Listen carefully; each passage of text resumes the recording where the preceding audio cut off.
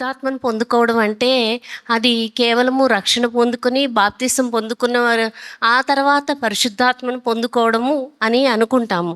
పరిశుద్ధాత్మను పొందుకోవడం అనేది దేవుడు అనుగ్రహించే వరాలలో ప్రశస్తమైనటువంటి వరం.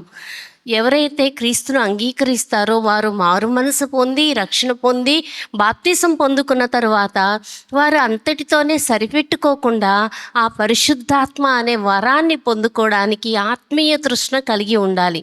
ఈ పరిశుద్ధాత్మ పొందుకోవడం వల్ల ఏంటండి అంత ఆవశ్యకత ఉందా?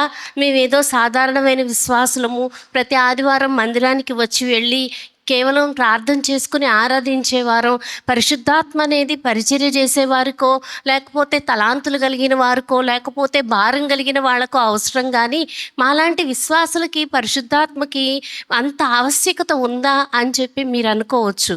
ఈరోజు పరిశుద్ధాత్మని యొక్క ప్రాముఖ్యతను ప్రాధాన్యతను మన జీవితాల్లో ఎంత అత్యావశ్యకమై ఉన్నదో ఒకంత జ్ఞాపకం చేస్తాను. ప్రభువు ఈ లోకంలో మనల్ని విమోచన కార్యాన్ని జరిగించి తిరిగి వెళ్ళేటప్పుడు ఆయన శిష్యులకి ఈ ఒక మాటను చెప్పి వెళతారు. అది యోహాను సువార్త 14వ అధ్యాయము 16 నుండి 18 వచనాల్లో ఉంటుంది. నేను తండ్రిని వేడుకుందును, ఆయన మీకు వేరొక ఆదరణకర్తను అనగా సత్యస్వరూపియగు ఆత్మను తోడయుండుటకు అనుగ్రహించును. ఆయన మీతో కూడా నివసించును, మీలో ఉండును.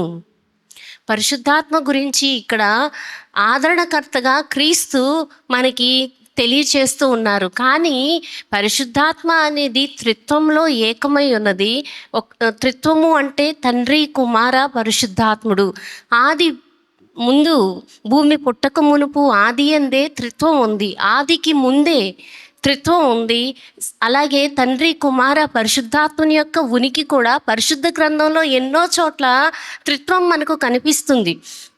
కేవలము ప్రభువైన యేసు ఈ లోకాన్ని విడిచి వెళ్ళిన తర్వాత మాత్రమే పరిశుద్ధాత్ముడు ఈ భూలోకానికి పంపించబడ్డా అంటే అది పూర్తిగా కాదు.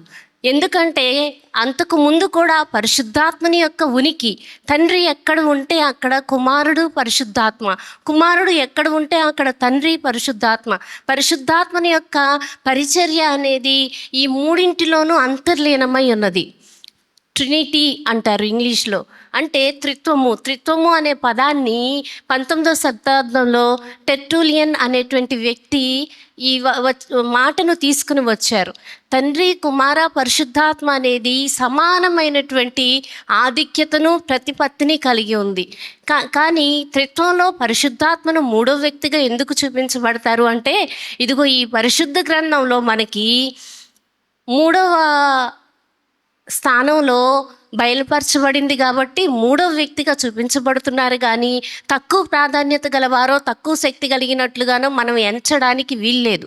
పరిశుద్ధాత్మ అనేది మనలో సంచరించుచు మనల్ని ఆదరిస్తూ ప్రోత్సహిస్తూ మనల్ని నడిపించేటువంటి ఒక బలమైన ఆత్మకార్యంగా, ఒక బలమైన దేవుని ఆత్మగా దేవుడు మన మధ్య ఉంచాడు. మరి పాత నిబంధన కాలంలో కూడా పరిశుద్ధాత్మ యొక్క ప్రత్యక్షతను మనం కొన్ని సందర్భాలలో చూడవచ్చు. మీకు నూతన నిబంధనలో ఒక ఉదాహరణ చూపిస్తాను.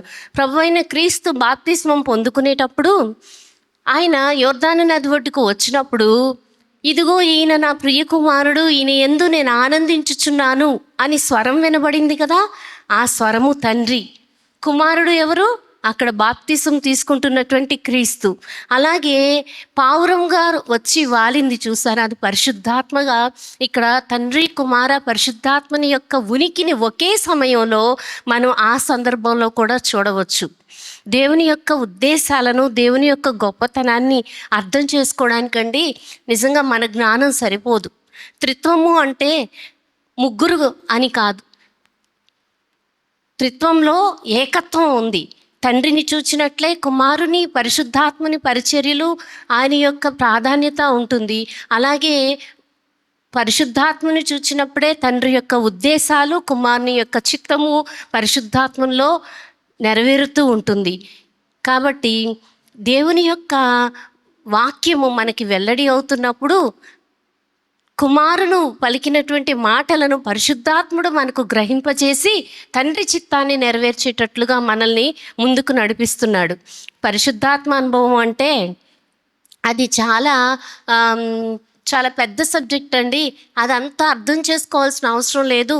ఏదో వాగ్దానాలను అర్థం చేసుకుంటున్నాం, వాక్యాలను అర్థం చేసుకుంటున్నాం, దానికి అనుగుణంగా జీవిస్తున్నాం అంటే చాలనే చాలదు. ఒక దీపానికి నూనె ఎంత అవసరమై ఉందో, దీపం వెలుగుతున్నంతసేపు బాగానే ఉంటుంది, కానీ నూనె అయిపోతే దీపం యొక్క కాంతి నశిస్తుంది. అలాగే మన జీవితంలో పరిశుద్ధాత్మని యొక్క ఆవశ్యకత కూడా ఎంతో ప్రాముఖ్యమైనది. విశ్వాసి యొక్క జీవితంలో పరిశుద్ధాత్మను అనేది ఏదో ఒక అంశంగా తెలుసుకోవడం కాదు, కానీ ఒక అనుభవంగా తెలుసుకోవాలి. ఏదో ఒక సిద్ధాంతంగా తెలుసుకోవడం కాదు, కానీ అది మన జీవితాల్లో అనుభవపూర్వకంగా తెలుసుకున్నప్పుడు మాత్రమే పరిశుద్ధాత్మని యొక్క గొప్పతనం మనకు తెలుస్తుంది. మనం అనుకుంటాం కదా, దేవునికి చాలా సేవ చేసేస్తున్నాం, చాలా పరిచర్య చేసేస్తున్నాం అని. కానీ దేవుడు మనకు చేసే అంత పరిచర్య మనం దేవుడికి ఎప్పుడూ చేయట్లేదు. ఆయన కొనుకక నిద్రపోక మనల్ని కాపాడతాడు. ఆకాశ పక్షులైనా సింహం పిల్లులైనా లేముకొని ఉంటాయి, కానీ ఆయన యందు విశ్వాసం ఉంచిన వారికి ఈ ఆకలి కొనకుండా ఆహారాన్ని సమకూర్చేవాడు. ఆయన తన రెక్కల చాటున మనల్ని కాపాడి అరచేతిలో చిక్కుకొని మనల్ని భద్రతనిస్తూ కాపాడుతూ నడిపిస్తున్నవాడు. ఇవన్నీ దేవుడు చేస్తున్న, మన కోసం చేస్తున్న ప్రయాస కాదా అండి? ఆయన మన కోసం చేస్తున్న పరిచర్యే కదా. పరిశుద్ధాత్ముడు కూడా ఈ దినాల్లో ఎప్పుడైతే పరిశుద్ధాత్ముడు మనకు అనుగ్రహించబడ్డాడో అప్పుడు ఆయన పరిచర్య మనకు మరింత సమీపంగా ఉంది. ఇక్కడ చదవబడినటువంటి వాక్యం యోహాను సువార్త 14వ అధ్యాయము 16 నుంచి 18 వచనాల్లో మీకు వేరొక ఆదరణకర్తను పంపిస్తున్నాను అంటే, ఇక్కడ పరిశుద్ధాత్మను ఇంకా మీకు సదాకాలము ఉండునట్లుగా పంపిస్తున్నాను అని దేవుని యొక్క ఉద్దేశము. తండ్రి, కుమార, పరిశుద్ధాత్మని యొక్క ఉనికి దేవుని యొక్క ప్రతి చిత్తంలోనూ ఆయా సందర్భాల్లో ఆయా ప్రవక్తల ద్వారా ఆయా పరిస్థితుల మధ్యలో వ్యక్తీకరించబడుతూ ఉంది. అయితే అప్పుడు పరిశుద్ధాత్మ ఆ పర్టిక్యులర్ పనిని నిర్వర్తించి, ఆ ఉద్దేశాన్ని నిర్వర్తించి అక్కడి నుంచి పరిశుద్ధాత్ముడు ఈ భూమిని విడిచి వెళ్ళిపోయేవారు.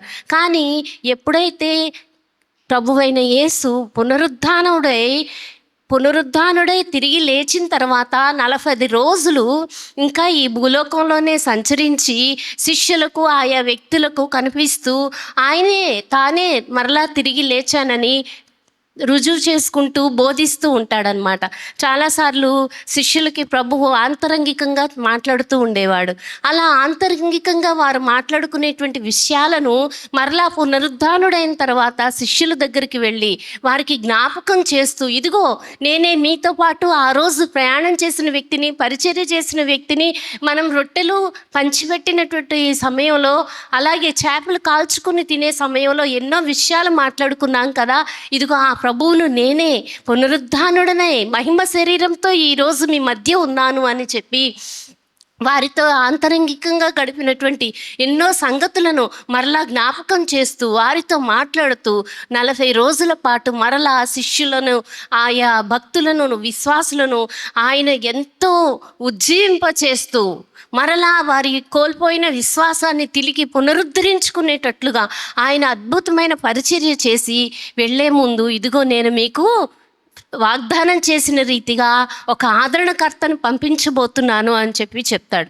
మీరు కనిపెట్టి ప్రార్థన చేయండి, మీ మధ్యకు నేను పరిశుద్ధాత్మను, ఆదరణకర్తను పంపించబోతున్నాను అని చెప్పిన తర్వాత శిష్యులు మేడగదిలో 10 రోజుల పాటు ఉపవాసం ఉండి ప్రార్థన చేస్తూ, కనిపెడుతూ ప్రార్థన చేస్తూ ఉంటారు. అటువంటి సమయంలో పరిశుద్ధాత్మని యొక్క ప్రత్యక్షత ఈ భూమి మీదకి వస్తూ ఉందన్నమాట. ఆ సంభవాన్ని మనం చదువుదాం. అపోస్తుల కార్యములు 2వ అధ్యాయంలో ఇక్కడ వ్రాయబడి ఉంటుంది. పెంతెకొస్తు పండుగ దినం వచ్చినప్పుడు అందరూ ఒక చోట కూడి ఉండిరి. అప్పుడు వేగముగా వీచు బలమైన గాలి వంటి ఒక ధ్వని ఆకాశం నుండి అకస్మాత్తుగా వారు కూర్చున్న ఇల్లంతయు నిండెను. మరియు అగ్నిజ్వాలల వంటి నాలుకలు విభాగింపబడినట్లుగా వారికి కనబడి వారిలో ఒక్కొక్కరి మీద వ్రాలగా అందరూ పరిశుద్ధాత్మతో నిండిన వారై ఆత్మ వారికి వాక్శక్తి అనుగ్రహించిన కొలది అన్య భాషలతో మాట్లాడసాగిరి. ఇక్కడ చూసారా ఎంత అద్భుతమైనటువంటి ఒక గొప్ప సంభవం జరిగిందో. పరిశుద్ధాత్ముడు మేడగదిలో కూర్చుని ఉన్నటువంటి వారికి అగ్నిజ్వాలల రూపంలో ప్రత్యక్షతను అనుగ్రహించి వారందరినీ బలమైన తన ఆత్మశక్తి ఆత్మశక్తితో నింపబడినప్పుడు వారందరూ వారికి తెలియని భాషల్లో విస్తారముగా మాట్లాడుతూ దేవుని యొక్క అద్భుత కార్యాలను పొగిడి ప్రచురించి ఆయన్ని కీర్తించారంట. ఎంత గొప్ప ఘనమైనటువంటి మీటింగో కదా, ఎంత గొప్ప ఘనమైన సమావేశమో కదా. దేవుని నామమునకు మహిమ కలుగును గాక. ఆయన వాగ్దానం చేశాడు, వాగ్దానం చేసిన రీతిగానే పరిశుద్ధాత్మను మన మధ్యలోనికి పంపించాడు. పరిశుద్ధాత్ముడు అనేటువంటి దేవుని యొక్క ఆత్మచేత నింపబడినటువంటి ప్రతి ఒక్కరూ ఆ అనుభూతిని పొందడం అనేది చాలా ప్రాముఖ్యమైన అంశం. పరిశుద్ధాత్ముడు అంటే కేవలము అదొక బలమైనటువంటి వాయువు రూపంలోనో లేకపోతే అగ్ని రూపంలోనో పావురం రూపంలోనే కనిపిస్తాడు అని కాదు. అది కేవలం పరిశుద్ధాత్మకు ఒక సూచన మాత్రమే. పరిశుద్ధాత్ముడు అనేటువంటి వాడు త్రిత్వంలో ఉన్నటువంటి ఒకనిగా ఉండి, త్రిత్వంలో ఉన్నటువంటి ఒక ఏకత్వంలో ఉన్నటువంటి త్రిత్వంలో ఒకనిగా ఉంటూ, అలాగే మనకు అద్భుతమైన పరిచర్యను చేయడానికి ఈ లోకానికి దిగి వచ్చాడు. పరిశుద్ధాత్మని పరిచర్య నిజంగా మనం పొందుకుంటున్నామా అండి? మనకు అంత పరిచర్య చేస్తున్నాడా అంటే నేను మీకు వివరించి చెప్తాను, అప్పుడు మీరే అంగీకరిస్తారు పరిశుద్ధాత్ముడు చేసే పరిచర్య మనకి ఎంత ఘనంగా అందించబడుతుందో. పరిశుద్ధాత్మ అంటే ఏంటండి అనంటే అది దేవుని యొక్క గుణగణాలు నిండినటువంటి ఒక వ్యక్తిత్వము, దేవుని యొక్క ఆత్మ.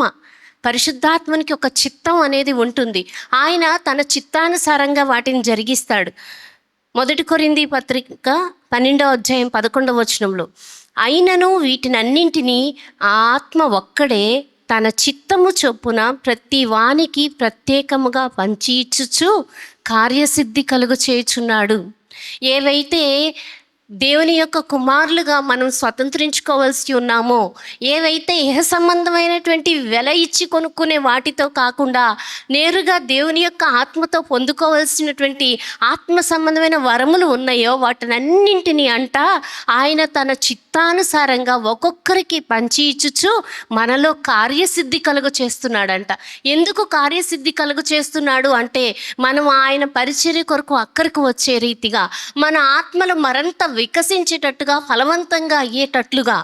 మనం ఈ రోజున రక్షించబడ్డాము, బాప్తిస్మం పొందుకున్నాము, సరిపెట్టుకుని ఉంటే మొక్క ఎండిపోయినట్లుగా ఏదో ఒక రోజు ఈ లోక సంబంధమైనటువంటి ఆకర్షణలు, పాప జీవితము, సాతాను యొక్క కుతంత్రములతో మన ఆత్మీయ జీవితం వాడబారిపోతుంది, నిష్ఫలంగా అయిపోతుంది. కానీ పరిశుద్ధాత్ముడు మనలో ఏం చేస్తాడు అంటే దేవుని యొక్క ఆత్మ వరములు, దేవుని యొక్క చిత్తానుసారమైన వాటిని మనలోనికి పంపిస్తూ, వాటితో మనల్ని నింపుతూ, మన జీవితాల్లో దేవుని చిత్తానుసారంగా ఆయన క్రీస్తులోనికి రూపాంతరం చెందబడేటట్లుగా మన జీవితాలను మలుస్తాడు. పరిశుద్ధాత్మకు భావాలు కూడా ఉంటాయండి. అందుకే దేవుని వాక్యంలో ఒక మాట ఉంటుంది, ఎఫ్ఎస్సీ పత్రిక 4వ అధ్యాయం 30వ వచనంలో, దేవుని పరిశుద్ధాత్మను దుఃఖపరచుకుడి. దేవుని పరిశుద్ధాత్మను దుఃఖపరచుకుడి. పరిశుద్ధాత్ముడు ఎక్కడ ఉంటాడు? దేవుని దగ్గర ఉంటాడు, లేకపోతే మహాపరిశుద్ధుల దగ్గర ఉంటాడు అని అనుకుంటాం. కానీ ఈరోజు సంఘంలో కూర్చున్నటువంటి మనందరము ఆయన ఆరాధిస్తూ ఉండగా మన మధ్య సంచారం చేస్తూ ఉన్నాడు, మనలో నివాసం చేస్తూ ఉన్నాడు, మన ద్వారా తన ఉనికిని అనేకులకు కనబరుచుకుంటూ ఉన్నాడు. యథార్థంగా ఎవరైతే క్రీస్తు కొరకు జీవిస్తారో, ఆయన చేతులకు వారి జీవితాలను అప్పగించుకొని వినయ విధేయతలు కలిగి నడుస్తారు, వారి ద్వారా పరిశుద్ధాత్ముడు ఈ లోకంలో తన యొక్క కార్యాలను జరిగించుకుంటాడు. అందుకే యోహాను సువార్త 14వ అధ్యాయం 26వ వచనంలో ఉంటుంది, ఆదరణకర్త అనగా తండ్రి నామమున పంపబో పరిశుద్ధాత్మ సమస్తమును మీకు బోధించి నేను మీతో చెప్పిన సంగతులన్నింటినీ జ్ఞాపకం చేయును అని చెప్పి వ్రాయబడి ఉంటుంది. దేవుని యొక్క ఆత్మ మన జీవితాల్లో చేసేటువంటి ఆత్మ సంబంధమైనటువంటి కార్యాలు కొన్నిసార్లు కళ్ళకి కనిపించవు, మనం గుర్తించలేకపోవచ్చు.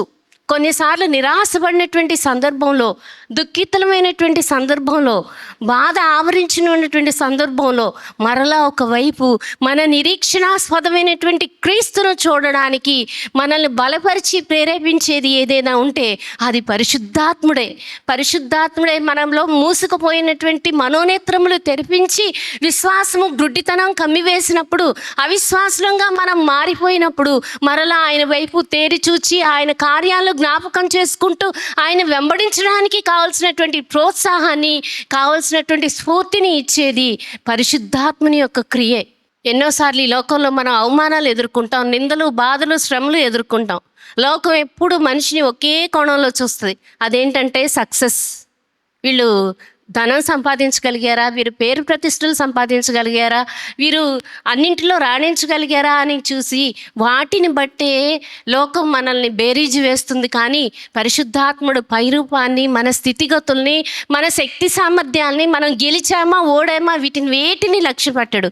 కేవలము మన ఆత్మకు, మనలో ఉన్నటువంటి మన దేవుడు అనుగ్రహించిన దీపమై ఉన్నటువంటి ఆత్మను ఉత్తేజింప చేయాలని, మనం ఈ లోకంలో ఉన్నటువంటి నాశనకరమైన గోతిలోనికి పోకుండా మనం నిత్య జీవంలోనికి రావాలని, నిత్యము వెలిగించబడాలనే ఉద్దేశంతో పరిశుద్ధాత్ముడు మనలో గొప్ప ఆత్మీయ అంతరంగ చైతన్యాన్ని తీసుకొని వస్తాడు. ఈ రోజున నేను మీకు ఒక చిన్న ప్రశ్న వేస్తున్నాను. అదేంటంటే, పరిశుద్ధాత్మను గురించి తెలుసుకోవడం వరకే పరిమితం అవుతున్నారా, లేదా ఆ పరిశుద్ధాత్మను అనుభవపూర్వకంగా నేను అనుభవించాలి, పరిశుద్ధాత్ముడు నాలో కార్యాలు జరిగించాలి, నాలో నివాసం ఉండాలి, దేవుని యొక్క ఆత్మను నేను బలీయంగా అనుభవించాలి అనేటువంటి ఆశతో మీరున్నారా? ఈరోజు ఒకంత జ్ఞాపకం చేసుకోండి. ఈ జీవితం ఎలాగైనా గడిచిపోతుందండి. ఉదయం అవుతుంది, రాత్రి అవుతుంది, ఖర్చు పెడతాము, సంపాదిస్తాము, తెచ్చుకుంటాము, తింటాము, అయిపోతుంది, మళ్ళా ఇది కాదండి జీవితం. క్రీస్తును వెంబడిస్తున్నటువంటి మన జీవితాల్లో ఈ జీవితం అనేది దేవుని నామమునకు, దేవుని పనికి అక్కరకు వచ్చేదిగా ఒక విజయవంతమైన క్రైస్తవ జీవితంగా మన జీవితం ఉండాలి. అలా ఉండాలంటే దాన్ని మనల్ని బలీయమైనటువంటి ప్రేరణ ఉండాలి. ఆ ప్రేరణే పరిశుద్ధాత్ముడు. ఆ ప్రేరణతోనే, పరిశుద్ధాత్మతోనే మనం నిత్యము నడిపించబడాలి.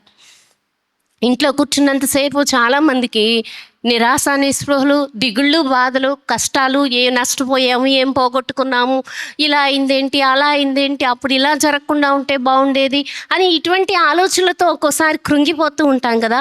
అటువంటి సమయంలో మీకు ఎప్పుడైనా దేవుని మాట గుర్తొచ్చిందా?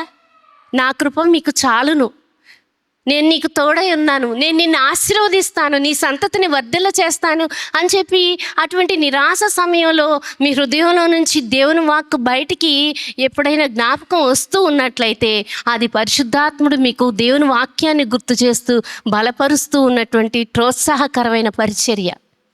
ఆదరణకర్త అంటే కేవలము కష్టాల్లో ఉన్నప్పుడు ఆదరించే మాటగా తీసుకునేటువంటి మాట కాదు. ఆదరణకర్త అంటే అది మన పట్ల సమస్త బాధ్యతను వహించేటువంటి మాట. తెలుగులో అనువైనటువంటి తర్జుమాగా ఈ మాటతో చేయబడింది. కానీ పరిశుద్ధాత్ముడు మన విషయంలో బాధ్యతను తీసుకుని ఉన్నాడు.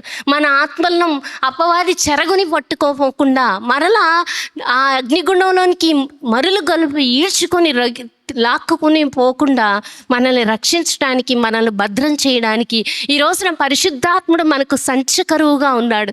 మన విషయంలో బాధ్యతను కలిగి ఉన్నాడు. అటువంటి పరిశుద్ధాత్మని విషయంలో మనం ఎటువంటి స్పృహను కలిగి ఉన్నాం, ఎంత సెన్సిటివ్గా ఉంటూ ఉన్నాం, పరిశుద్ధాత్ముడు మన జీవితాల్లో కార్యాలు చేస్తున్నాడని ఎన్నిసార్లు తలపోసుకుంటూ ఉన్నాం అన్నది చాలా ప్రాముఖ్యమైన మాట.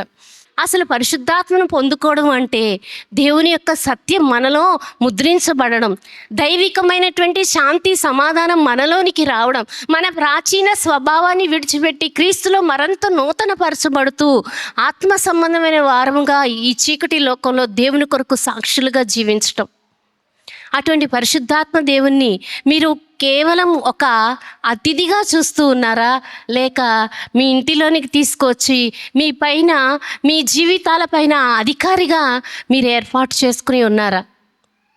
మనకు తెలుసు కదా, మన ఇంటికి ఎవరైనా అతిథులు వచ్చారనుకోండి, హాల్లో కూర్చోబెడతాం, మర్యాదలు చేస్తాం, తర్వాత ఇంటికి పంపిస్తాం.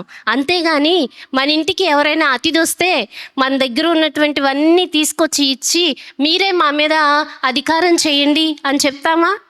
చెప్పం కదా. అతిథిని అతిథిలాగా చూసి పంపించేస్తాం. అలాగే ఒకవేళ మీరు పరిశుద్ధాత్మని కూడా కేవలము ఆ పరిమితమైన అవసరత నిమిత్తమై, పరిమితమైన సహాయం కొరకు మాత్రమే వినియోగించుకుని, అంటే కేవలం మందిరానికి వచ్చినప్పుడు దేవుని ఆత్మచేత నింపబడి సంతోషపడి దైవికమైన ప్రశాంతతను పొంది ఇంటికి వెళ్ళిన తర్వాత పరిశుద్ధాత్మనితో సంబంధం లేని వారిగా ఉన్నట్లుగా మీరు జీవించవద్దు. అట్లాంటప్పుడు మీరు ఆయన ఒక అతిథిగా మాత్రమే చూస్తున్నట్లు. కానీ పరిశుద్ధాత్మ కార్యాలు మనలో జరగాలి అంటే ఆయన మన ఇంట్లో అతిథిగా కాకుండా మన ఇంటి పైన అధికారి వలె, మన జీవితాల పైన అధికారి వలె ఉంచినట్లయితే పరిశుద్ధాత్ముడు మన జీవితంలో జోక్యం చేసుకుంటాడు. మనం ఆ అధికారాన్ని ఇవ్వకపోయినట్లయితే, దేవుని చేతికి మన జీవితం యొక్క అధికారాన్ని అప్పగించుకోపోయినట్లయితే బలవంతంగా పరిశుద్ధాత్ముడు మన జీవితాల్లో జోక్యం చేసుకుని ఏ అద్భుతాలు చేయడు. నేను వాత వేయబడినటువంటి మనస్సాక్షిని కలిగి ఉన్నాననుకోండి, పాపం చేస్తున్నాననుకోండి, ఆ సమయంలో పరిశుద్ధాత్ముడు వచ్చి నువ్వు పాపం చేయొద్దని చెప్పడు. ఎందుకంటే అంతకుముందు ఎన్నో వందల వేల మార్లు నన్ను హెచ్చరించినప్పటికీ విననొల్లనటువంటి మనసు కలిగిన దాననై, వాత వేయబడినటువంటి మనస్సాక్షిని కలిగిన దాననై మరలా తిరిగి అదే తప్పిదం చేస్తూ ఉన్నప్పుడు పరిశుద్ధాత్ముడు మనం ఎన్నో మార్లు దుఃఖపరిచి ఉన్నప్పటికీ కూడా అప్పటికి మనం విననొల్లట్టుగానే ఉంటాం. అటువంటి స్థితి మనలో ఉండడానికి వీల్లేదు. దేవుని యొక్క మాట వాక్యం ద్వారానైనా, అంతరంగంలో నుంచి కానీ, తోటి సోదరుల ద్వారా సోదరుల ద్వారా కానీ మనకు హెచ్చరించబడుతూ ఉన్నప్పుడు మన జీవితంలో సరిచేసుకోవాలి. దేవుని యొక్క ఆత్మకార్యం మనలో జరగడానికి మనం అనుకూలతను మన హృదయంలో ఇవ్వాలి. ఇదిగో నీవు ఈర్ష్య స్వభావంతో ఉంటున్నావు, నువ్వు ఎదుటివారిని చూసి ఓర్వలేకపోతున్నావు, నువ్వు ఎదుటివారి సంతోషాన్ని చూసి నువ్వు దుఃఖపడుతున్నావు అని చెప్పి మన మనసులో ఎప్పుడైనా హెచ్చరిక వచ్చిందనుకోండి, అమ్మో అవును ప్రభువా, ఇలాంటి మనసు నీకు ఇష్టం లేదు కదా, ఇలాంటి చోట నీవు ఉండలేవు కదా అని చెప్పి మనం పరిశుద్ధాత్మకు అనుకూలంగా ఆ హెచ్చరికను తీసుకుని మన జీవితాలను సరిచేసుకోవాలి. అందుకే మన దేహం దేవుని ఆలయమై ఉందని వాక్యం సెలవిస్తుంది. అటువంటి ఆలయంలో దేహము అంటే కేవలము శరీరమే కాదు, శరీర ప్రాణాత్మ దేహాల కలయిక. అందులో దేవుడి నివాసం ఉంటూ ఉన్నాడు.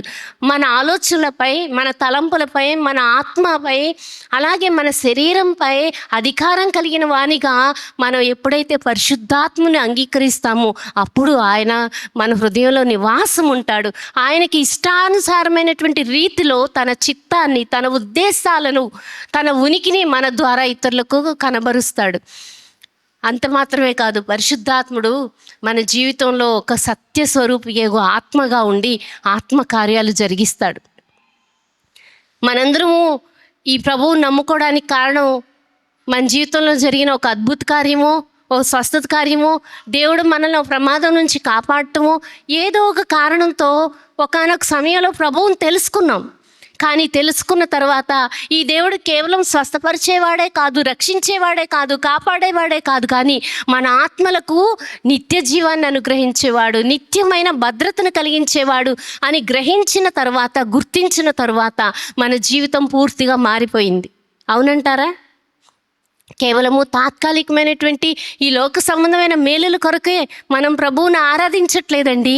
ఈ లోకంలో జీవించే 70-80 సంవత్సరాలు లేదా 100 సంవత్సరాల జీవితం కొరకు కాదు, నిత్యత్వంలో సదాకాలము దేవునితో నివాసం చేయడానికి చాలినటువంటి జీవితానికి కావలసిన సిద్ధపాటును ఈ లోకంలో మనం పొందుకుంటూ ఉన్నప్పుడు పరిశుద్ధాత్మని యొక్క చిత్తానికి విధేయులమై ఉండి పరిశుద్ధాత్మకు లోబడే వారంగా మనం సత్యాన్ని అనుసరిస్తూ జీవించాలి. పరిశుద్ధాత్ముడు ఏం చేస్తాడంటే మనల్ని సర్వసత్యంలోనికి నడిపిస్తాడు. మొదట్లో కొద్ది అవగాహనతో ప్రభువుని తెలుసుకున్నాము, కానీ ఈరోజు ప్రభువు నా రక్షకుడు అని మనం ఎంతో ప్రభువుని పట్ల మరింత ఆత్మీయతలోనికి ఎదుగుతూ ఉన్నాం. అంత మాత్రమే కాదు, ఇంకా మనం సర్వసత్యంలోనికి నడిపించబడేటట్లుగా పరిశుద్ధాత్ముడు మనల్ని నడిపిస్తాడు.